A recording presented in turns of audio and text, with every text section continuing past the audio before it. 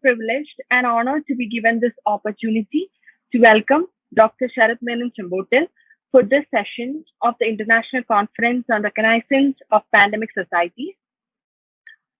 He is pondering on the topic religion and the pandemic. Professor Sarath Menon specializes in the areas of sociology of religion and the culture, economic and social consequences of globalization in India. He has an earned doctorate from the College of Education with specialization in the sociology of education and master's degree in anthropology and sociology, both from the University of Houston, Texas. He teaches courses in sociology of religion and race and ethnicity. His current research focuses on the social, cultural, and economic consequences of globalization in India and religious social movements. He is also working on a book about religious social movements in the Indian state of Kerala. His research interests include religion and globalization, cultural, economic, and social consequences of globalization, demography and migration in Asia and the Middle East. He has taught courses on sociology of religion in India, sociology of globalization, race and ethnicity, introductory sociology, and cultural anthropology. I welcome you, sir, on behalf of Amrita School of Arts and Sciences, Kochi. Thank you. Thank you very much. Thank you. Namah Shivaya. And I say namaste to all. I hope I am audible to all. Yes, sir. Yes. I'm given a 30 minutes slot here. I shall try to make it quite brief. I'm fully aware of the time constraints and conferences. Usually we are given only 10 to 15 minutes in all, including question answer session. So I'll try to make it very brief. The topic that I'd like to talk about this evening, I'm saying it's evening in India, and it's morning in Houston. Yes, the topic that I would like to address this evening is on religion in times of pandemic. Pandemic and epidemic, these are not new phenomena to the global population. But today we are able to in a methodical fashion, we are able to analyze the different spheres of society and culture as they relate to the institution of religion. And because of my social science background, I'm going to restrict my focus here to the institution of religion, religion as it is conceptualized in social sciences as an institution, primarily part of the social structure. And so our interest is in examining the impact of an external agent on the social structure, as well as the role that, for example, an institution, a social institution that is religion, how that impacts human life and human conditions in a state of chaos as the world experienced during the last 2 to 3 years. Right? So we look at social structure and external agencies and how the two interact. With that, let me start off by introducing to you the components of religion. Religion, as it is defined by social scientists, it has three main components. The first component is the set of beliefs that guide and shape the institution of religion as well as the religious behavior of the adherents. So the first component is the beliefs in a particular religion. If you want to follow the the classical definition of religion, then you definitely want to look at the concept of the divine or the supernatural. Durkheim, in classical sociology, Durkheim defined religion as a symbolic system. It's a system of beliefs and behaviors that pertain to the realm of the supernatural or the sacred. The sacred realm is distinguished from the what Durkheim termed as profane or the secular ordinary world. So those are the two domains, and religion focuses or addresses the realm of the supernatural and human behavior. So the next component then is religious practices, and religious practices are it's the behavioral or the normative domain within the sphere of religion. And that has to do with the beliefs, of course. So the two are very much interlinked. Yes, so you have the beliefs, and then you have human behaviors or acts uh, based on the beliefs contained in a particular religion. And so you have belief, the humans, it's part of the consciousness of the adherents, and then the behavior that is patterned accordingly. And thus, the humans, they experience their religiosity. Yes, this is experiences are associated with the concept and the institution. So I introduced the term institution because institutions pertain to behaviors that occur with regularity within society, and they are there to fulfill certain functions. So religious experiences then are associated with the idea of the divine and the institutions that are being organized and built to uh, to maintain that particular that particular belief, as well as to support the behaviors associated with it. Now, institutions are there. Those are stable patterns of behaviors, norms, and statuses that serve important social functions in society. So it takes us to the next level, and that is identifying the functions of religion, why we have religion in societies. Um, we have religion in society rather than saying we have religion, and let me sort of qualify it. Many societies have a long history of organized religion as a component of the social structure. Obviously, it is intended to serve certain functions, certain obvious or manifest intended functions. And what are these functions?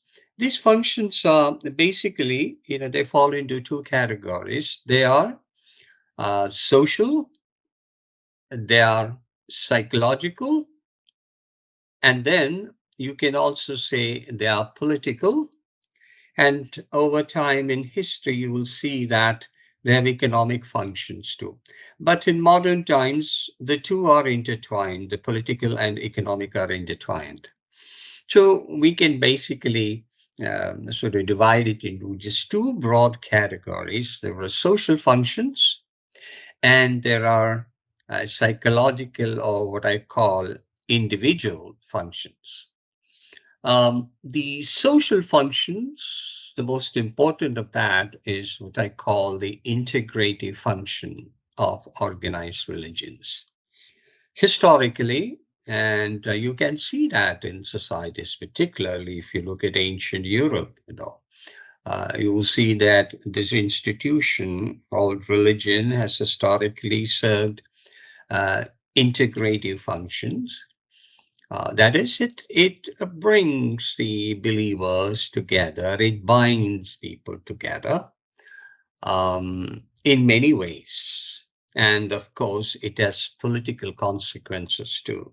So when you look at the histories of certain continents or even empires, you will see that it served very powerful political functions too.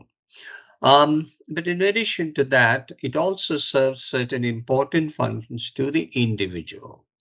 And here, let us look at that in greater detail because, in the context of religion and pandemics, we should focus more on the psychological function of it. So, there is another component to it, and that is when social scientists look at the role of religion in society, we say, look at what it does for society. Then you can also ask the question, what does it do to the individual, right? The members of society individually. And that's where the psychological function comes in. First of all, the humans have a tendency to ask certain cosmological questions like, who am I? Why am I here? What's the meaning of my existence? Where did I come from? Where do I go from here? What is my role? So on and so forth. Certain cosmological, very fundamental questions. And religion has been there to conveniently address those questions. And depending on the faith system or the belief system that one follows, one will get different answers to it.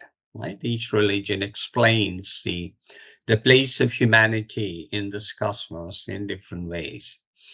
And that is where I think when you look at the Indian society, it's the Indian tradition of what we may tentatively call religion. Um, we can see that our society and our culture, our belief system, the Indian belief system, has made a unique contribution to this sphere of human consciousness. And for the lack of better term, shall I say, I prefer to call it spirituality, right? Spirituality has been a unique contribution of Sanatana Dharma, the one that prevails predominantly in Indian society. And therefore, I would say that religion cannot be uh, accepted as a universal.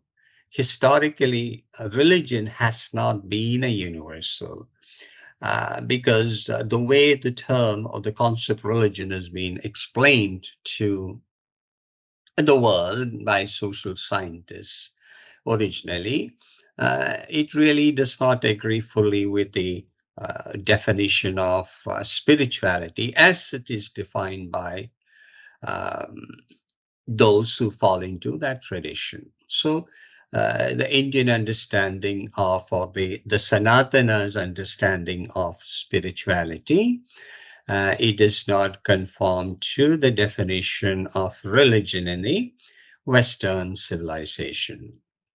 So here, this is an important point, and the reason why I make this distinction here is that these differentiating features do have important consequences for human society, particularly in the context of a pandemic.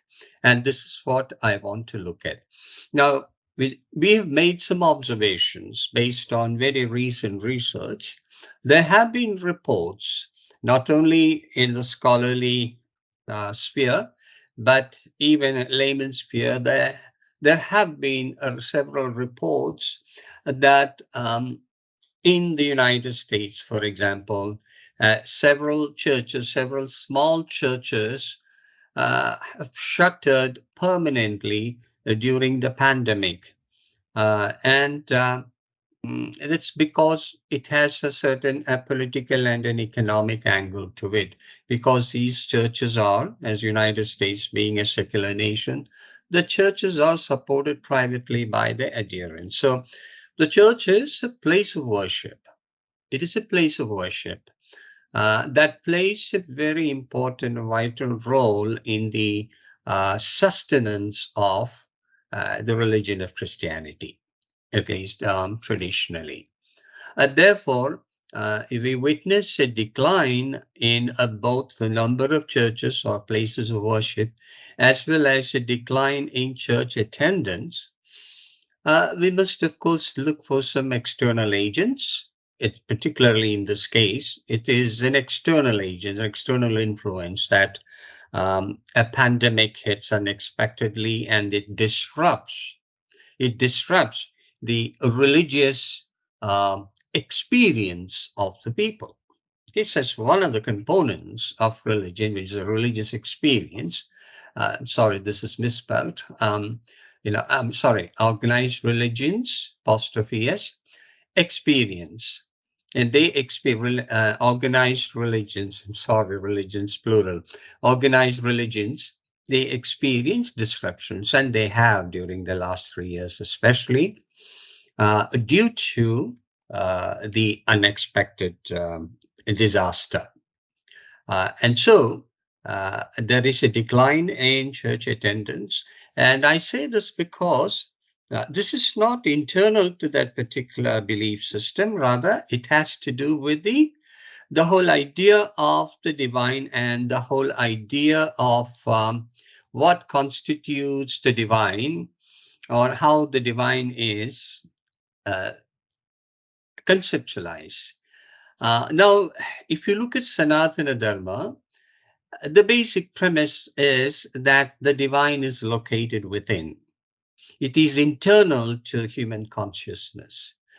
Now, unlike that, uh, the many other religions, organized religions, when you look at Christianity or Islam, Judaism, those religions where they deal in an elaborate way with the domain of the divine, you will see that the divine or the sacred is external to the individual. It is not within, but it is outside of not consciousness of the self. And so that is why I said the institutions, right, the religious practices held outside one's private space, that is the church or a place of worship, it plays a very important role in the sustenance and continuity of a particular religion, because it has not historically been able to function without the support of the religious institution, which is the church, right? And so the the divine is conceptualized outside of the individual, and therefore the individual is conditioned to a state of an act of surrender, as well as to remain in a state of surrender as supplication. That is, one places oneself at the mercy of the higher being, the divine. And if it is externalized, and that is actually managed and controlled by the religious institution, the church, or you can call it the temple, because in the Sanatana tradition also, you see the bhakti strain. Bhakti is more aligned with supplication, that is, placing oneself at the mercy of the divine. But the difference with the Sanatana society is that it also has an equally powerful uh, strain called the Jnana Yoga, the path of knowledge. And that is where the internal existence of the divine, that's where that is experienced. And therefore, an individual who follows the Jnana path is less dependent on an external institution for the practice of religion. The practice very much a cognitive phenomenon, not a political phenomenon. By that I mean congregations, that people meeting outside, right, in a political space where people congregate, where they hold their hands together in prayers. And that is actually the legitimation of one's membership in a particular religion. This is not so, for example, in the Indian tradition or the Sanatana tradition, where the individual has the knowledge, skills, and space and freedom and the right to experience the divine solely, individually, silently, quietly. Right? One can actually withdraw into one's own inner world and experience what you may call religious, or more accurately, spirituality and the oneness with the divine. Okay. Therefore, I would say that religion is not universal, and uh, so the spiritual experience is uniquely Indian. And as I explained before, the the concept of the external divine or God, that is characteristic of Western societies. So, for what has been the consequence as a result of these fundamental differences between um, the inner divine and the external divine?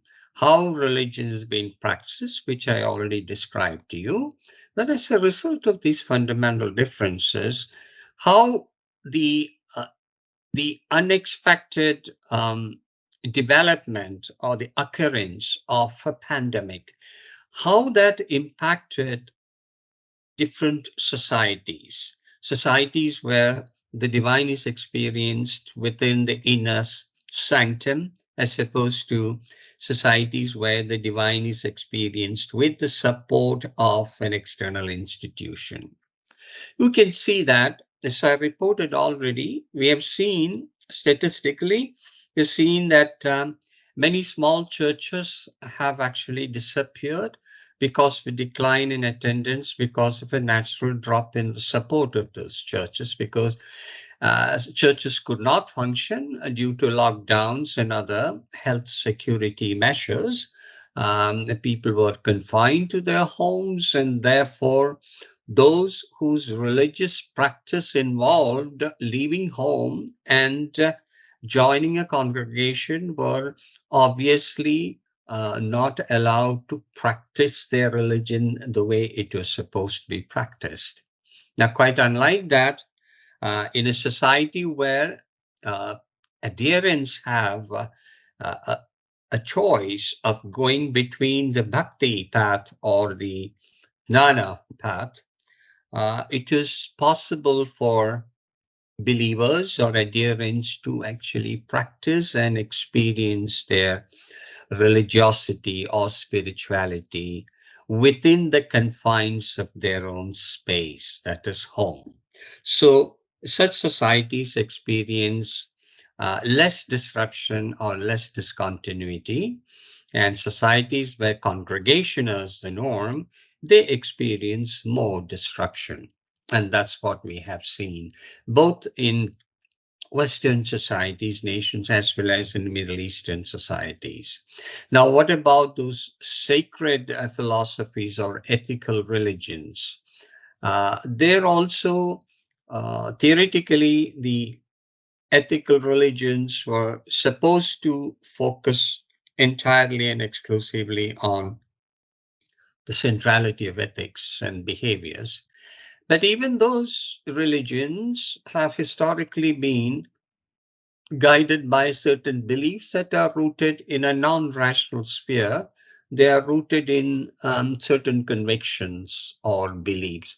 For example, I can actually, um, yes, when you look at these expressions, uh, positive and negative expressions of religion, you will see that in the case of Japan, where since the 8th century, when the Buddhist teachings became popular, when temples were actually built in reference of Buddha and Buddha's teachings, you will see that the ruler of the Japanese society was actually associated with the divine, and that when something disastrous happened in a society, it is the ruler who was expected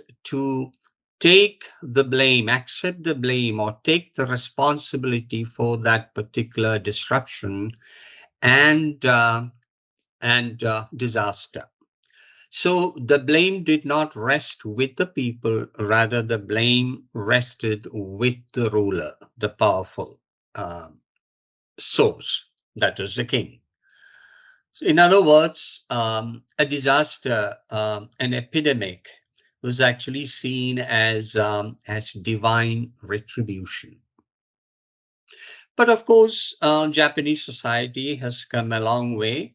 Today, still the Buddhist teachings are still the most popular and therefore the predominant belief system guiding Japanese society today. However, the society seems to have moved away from its institutional practices, such as the divine retribution belief system. Society has moved away from it.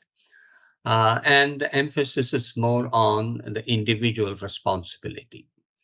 So that's an example of how a pandemic is understood, how it is explained in a society where an ethical religion and religion predominates.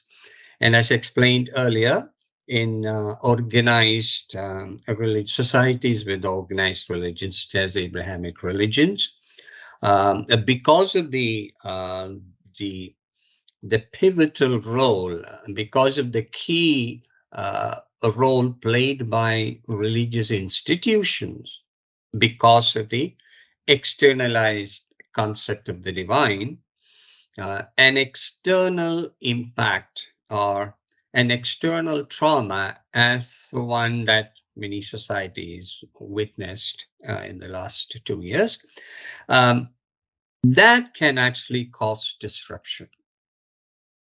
And it has caused disruption. As the surveys that I conducted in my own classes, sociology classes, in surveying the students, overwhelmingly they reported that actually caused severe disruptions in the practice of religion for the entire family because of that physical confinement. They have not been able to participate in church activities, although it must be acknowledged and stated that in this digital age, just as we are now communicating, I'm able to communicate to so many of you about the impact of a pandemic on religiosity and religious practices through this Teams meeting. Thanks to this internet technology, we are able to communicate. In the same way, religious institutions have also been able to utilize this very modern technology to maintain the connections among the members as well as with the institutions. But it is a very and so it's an untried and an unfamiliar and a totally new uh, experience for the followers, particularly in an institution such as religion, where that intimacy and proximity are so important.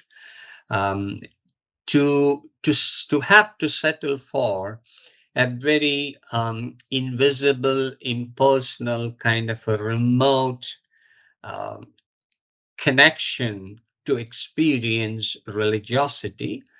So it has not been so. It has not been so effective, or shall I say, not nearly as effective as the traditional institutional experience, such as a congregation or church membership, or for the for the Hindus in India, going to a temple, participating in the religious rituals. It will not be so effective.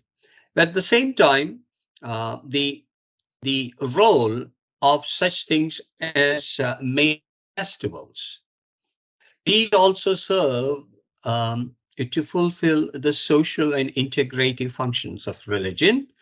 And especially in Indian society, where there are numerous festivals, major and minor festivals associated with temples and different deities. For example, only yesterday, I actually was able to watch through Indian television the Kodiyatam for the famous Trishur Puram, right, in both temples, the Parmekau temple and Tiruambadi temple. And the temples were jam-packed. For the last 2 years, it was highly restricted. The performance was merely symbolic, but it has resumed its vitality and vigor and magnitude once again. So these festivals also serve to maintain and support the continuity of religious practices and religious experiences. Now, finally, let me share with you the positive and negative expressions of religion um, during a condition of a pandemic such as COVID-19. The positive expressions that reliance on religion, whether it is organized religion or more of spirituality, I would say that a reliance on the divine, right, the higher being or a higher power, it enables individuals to sort of reframe events such as the COVID. It can reframe events such as COVID as well as the personal tragedies afflicted by this unexpected disaster. So people are able to, the followers are able to reframe the experience through a hopeful lens, right? According to the American Psychological Association, this is what they've stated. Yes, it is true. This is where the individual function of religion comes in, what religion does for the individual. That is, it enables the follower to reframe an event through a hopeful lens that we would tide over this crisis, and then you place yourself at the mercy of the higher being and you leave it to providence. So that is what faith does. Although it may preclude rationality, faith, that conviction helps the individual tide over a crisis such as this one. And it fosters, and therefore it fosters that sense of connectedness, both to the higher being as well as a connectedness that is the integrative function of religion, right? And then, as I mentioned just now, that religious practices and religious experiences, such as rituals and festivals, they also uh, allow the followers or members of societies to maintain their connectivity. So, those are the positive expressions of religion. Now, the negative expressions are that, well, all said and done, it's one thing for a person to surrender oneself to the will of the divine, which one believes is inexplicable, beyond human comprehension, and therefore supernatural, omnipotent, omnipresent, omniscient. All of that is true. However, when the rational mind prevails, the human actually oscillates, the human consciousness oscillates between the rational and the non-rational, and a belief system exists within the non-rational domain. When one actually slips back into the rational frame of mind, that's where the human emotions are triggered. That's when anger gets the better of oneself. We begin to ask questions. We ask rational questions. So, where was God? Why didn't God come to my rescue? Why do I have to deal with all these personal tragedies, these unexpected tragedies? Why do I have to witness? Why do I have to go through? What did I do to deserve this fate? So on and so forth. So, there is anger. And then, in desperation, one feels totally powerless and then places everything in God's hands. So one experiences a state of powerlessness and despondency sometimes. There's nothing that one could do. Even prayers have failed, as many people are reported. Those who believe that prayers could actually miraculously change outcomes and physical reality, many have actually experienced that prayers or rituals did not come to their rescue, did not work the same kind of miracles that they believe that those rituals and practices would. So that's a realization, and that causes anger, and that also brings them to a state of powerlessness. Last but not least, another negative expression of religion in a condition of pandemic is that many health providers have been pushed into a situation where they had to struggle to make very difficult decisions regarding how they may utilize or how they may uh, apply the very limited resources they have. I'm talking about doctors and nurses and other um, healthcare workers in a hospital situations. Many countries, for a long time, they had to deal with this almost impossible situation of having to deal with very limited resources, not having enough hospital beds, not having enough oxygen supply. So, with very limited resources, doctors and nurses and others had to make this very tough decision of who should get priority so that their lives may be rescued. So, on the one hand, there is the believer who wants to give the best to everyone to save the whole humanity. But the reality is that they don't have enough in hand to save the entire humanity. So they have to prioritize. Now, this is a very difficult moral struggle that healthcare providers had to deal with. So that is another negative expression. So the the final conclusion here, the realization here is that religion, and that is putting oneself at the mercy of the higher being, it can work sometimes. It works perhaps more effectively when individual experiences it um, individually rather than collective kind of state. Um, So one realizes ultimately that one is actually dealing with the non-rational and not necessarily something that is completely rational. This is why, for example, we are talking about the COVID-19 situation. Some 10, 12 years ago, not far from where I'm living presently, they were hit by a devastating hurricane. Not just one, they've been getting it quite often. These devastating hurricanes or cyclones have taken the lives of many thousands and thousands of people and have destroyed the material conditions of their habitats.